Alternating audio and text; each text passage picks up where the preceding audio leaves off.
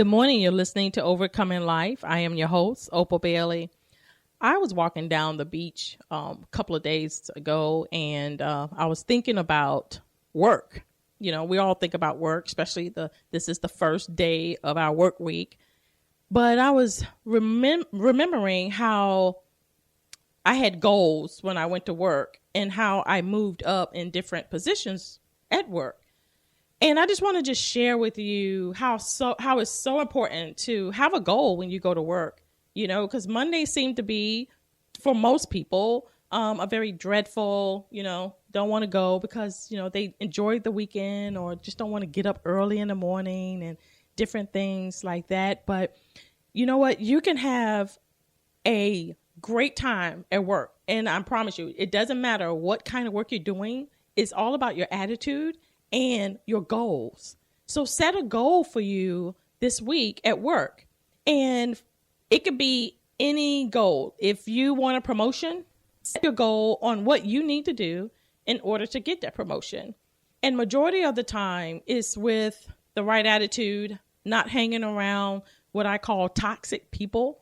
And what I mean by that is people who will always complain about something is wrong with their jobs, or something is wrong with what is being asked of them is not on their job description, or it's too many things being required of them, or they don't want to do one or the other or all things. So I'm encouraging you today to just set a goal, especially when this upcoming new year, you can have such a positive impact on your job.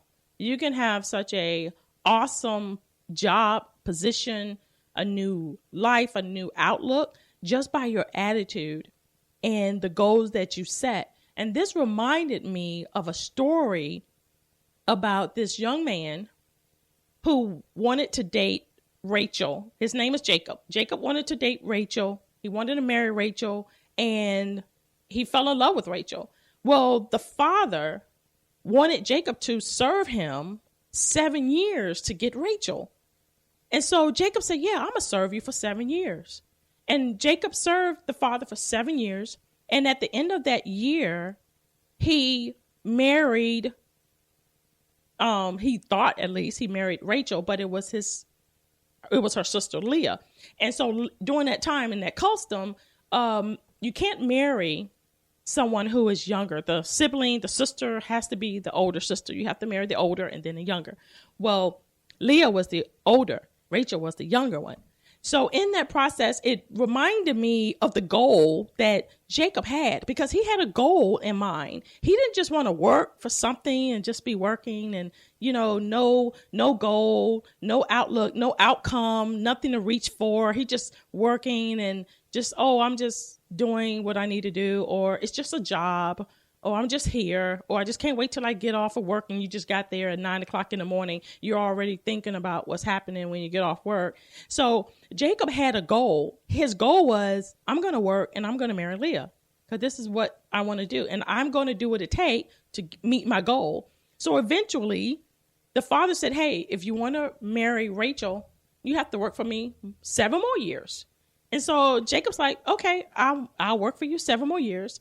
And Jacob did. He fulfilled the goal. He met the goal. And he also received the prize at the end.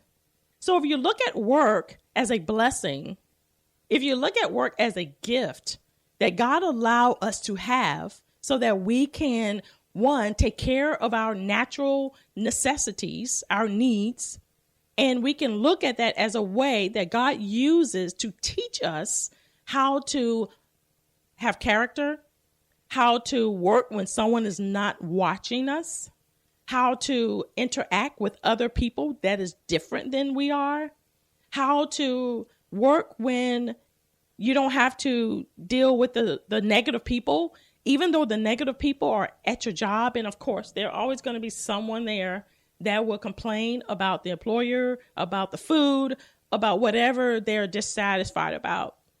But the key for your success is to have the right attitude, go in and have a goal set. If you want to be promoted within 3 years, set that goal for yourself. I can remember a time when I was working at this restaurant, and my goal was in 3 months, I'm going to move from being a hostess to a restaurant supervisor. Well, guess what? In that 3 months, I moved from being a hostess to the restaurant supervisor. I didn't have to do anything. I didn't have to join in with the rest of everybody. I didn't have to do any favors for the boss or anything. All I did was work. I was taught from my father that when you go to work, you go to work. You give 100%. When you clock in, you clock in. When they give you 30 minutes for lunch or an hour for lunch, you take only what you was given. You don't take any extra. You don't go any less. You go to work and you do your best. And so that always stuck with me.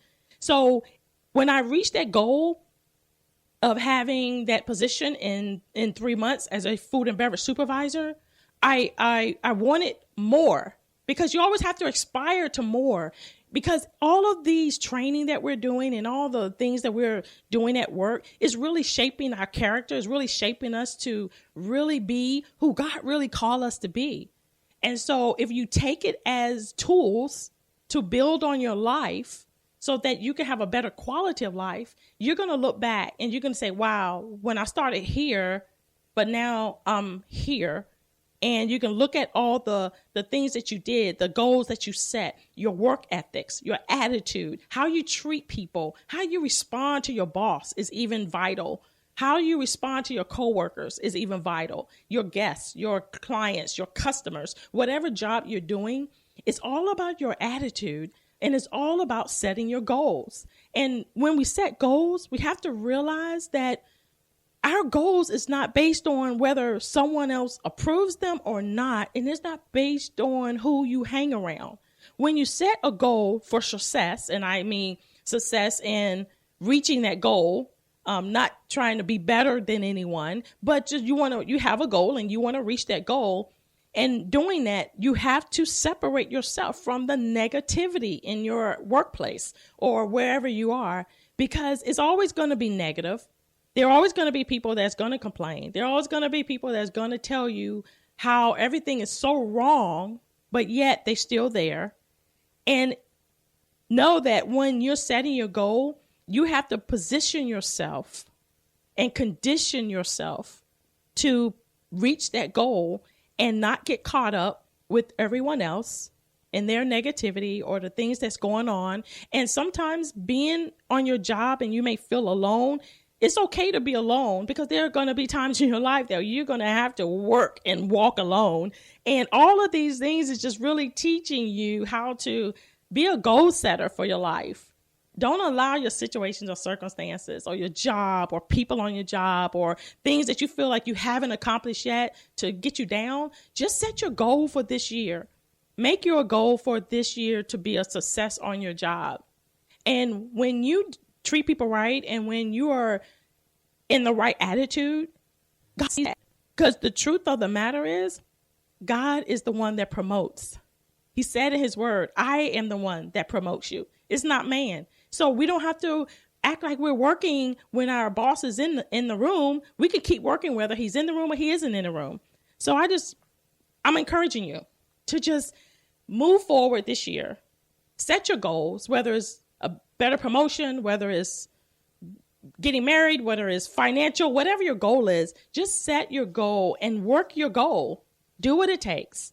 And I just wanted to share this with you. Behold, here is what I have seen to be good and fitting, to eat and drink, and to find enjoyment in all the labor in which we labor under the sun. Every man to whom God has given riches and possession, it is a gift to labor. So see your work as a gift from God and know that he has so much good he's ready for you to have, and enjoy it. And this is Overcoming Life with Opal Bailey. God bless you.